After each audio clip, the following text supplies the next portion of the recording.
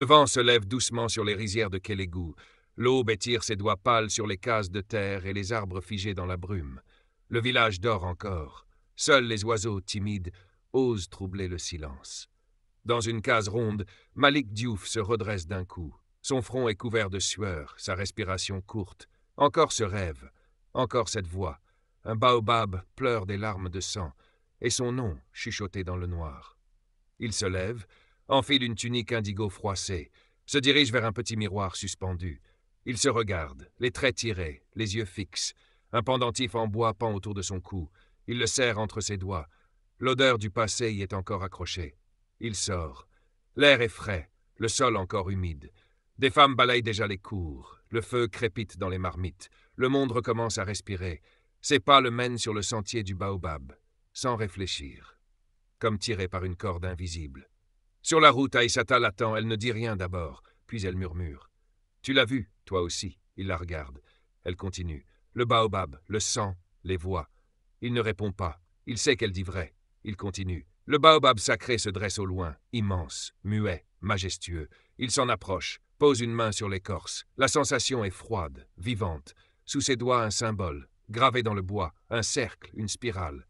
Exactement comme dans son rêve. Le silence tombe, plus un souffle, plus un chant, et puis une voix. Malik, il est temps. Il recule d'un pas, le cœur battant, autour de lui rien, personne. Et pourtant il sait, il n'est plus seul. Le soleil est déjà haut quand Malik revient vers le baobab. Il regarde encore une fois le symbole gravé dans l'écorce, puis ses doigts écartent un tapis de feuilles au pied de l'arbre. Une trappe. Il hésite. Son cœur bat vite. Il ouvre. Un escalier de terre descend dans l'ombre. L'air est lourd, humide. Il avance. Chaque pas résonne comme un battement de tambour ancien. Au fond, une pièce circulaire creusée dans la roche. Sur les murs, des fresques, des silhouettes dansantes, un baobab en flammes, un enfant debout dans la lumière. Au centre, une stèle, gravée, le même symbole encore. Une voix surgit de l'ombre. « Tu es venu, enfin. » Un vieil homme aux traits burinés, aux yeux brûlants, Yérim, gardien de la mémoire. « Tu portes le feu en toi, Malik. Le rêve, le symbole, la graine. C'est l'héritage de ta mère. » Malik ne répond pas. Il l'écoute. Yérim raconte. Sa mère n'est pas morte de maladie. Elle a été trahie.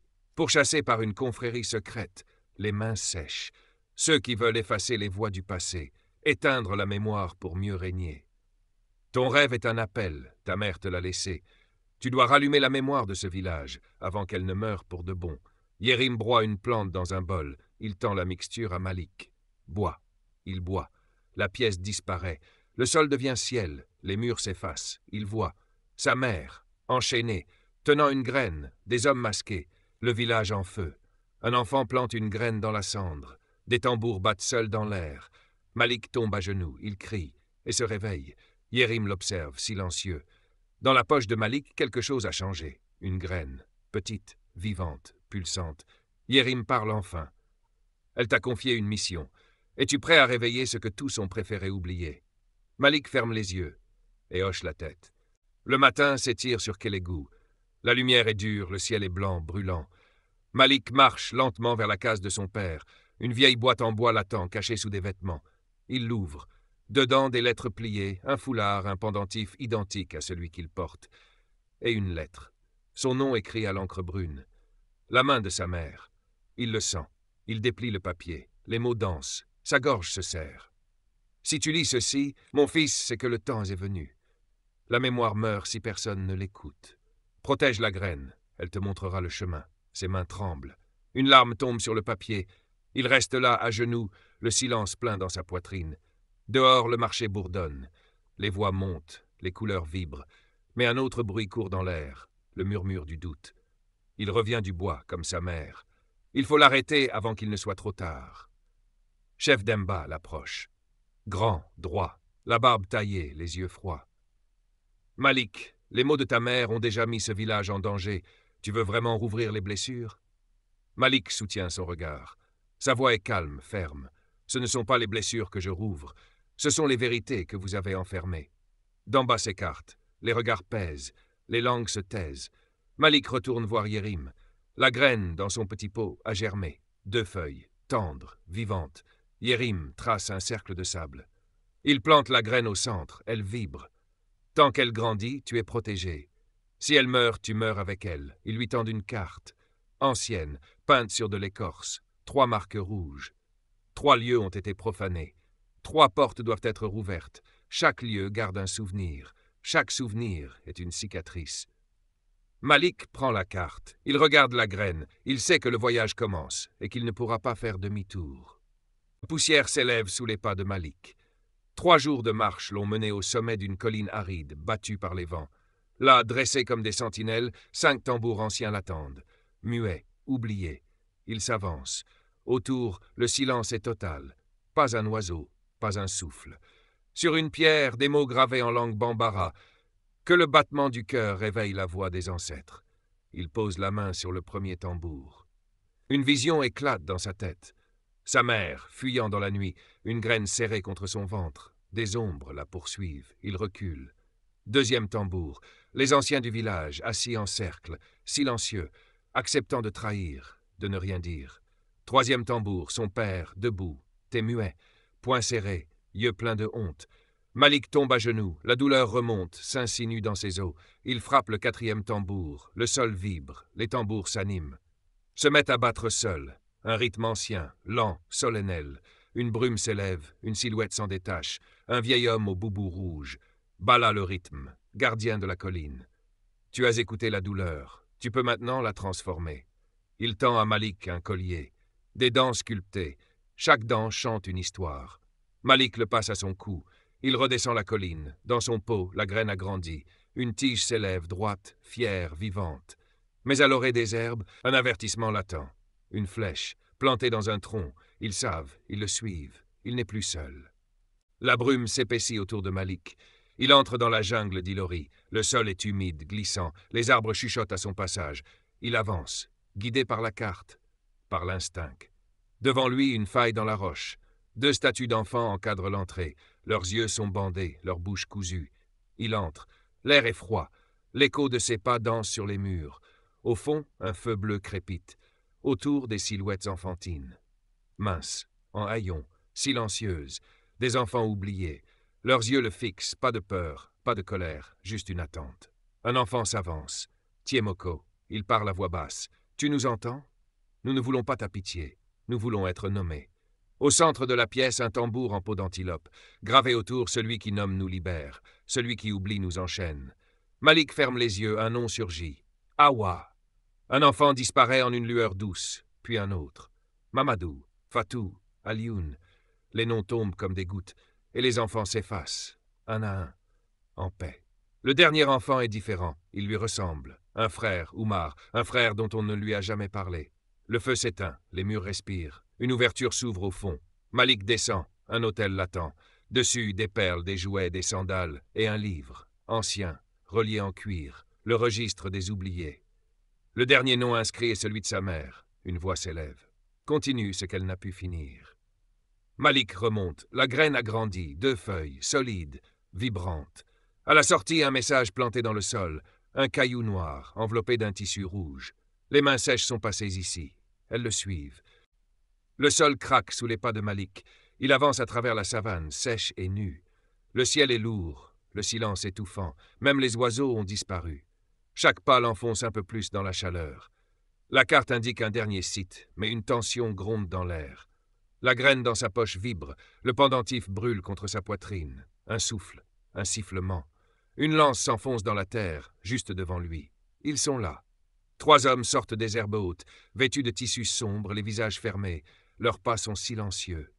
Leur chef s'avance. Bakari. Un homme au front tatoué d'une spirale, disparu depuis des années, revenu des ténèbres. Tu devais rester dans l'oubli, Malik, comme ta mère. Malik ne répond pas. Cette mémoire que tu réveilles, elle ne te sauvera pas. Un autre homme sort une chaîne. Le 3e, une machette. Ils encerclent Malik, mais il ne fuit pas. Vous avez peur d'un nom, d'un tambour, d'une graine. Bakari le fixe. Nous avons peur du feu qu'elle contient. Le combat éclate. Malik esquive, frappe, tombe, se relève. La poussière s'élève, le sang coule. Il arrache la chaîne, désarme l'un, frappe l'autre d'un coup de genou. Bakari s'avance, lentement, féroce. Malik lève la machette, mais soudain le vent tourne. Un tourbillon de feuilles s'élève, le ciel gronde. Une ombre passe, une voix. Yérim ou son esprit. Le feu de la mémoire ne brûle que ceux qui l'ont trahi. Bakary recule, les autres fuient. Il disparaît dans les hautes herbes comme un animal traqué. Malik tombe à genoux. Le calme revient. Il regarde la graine.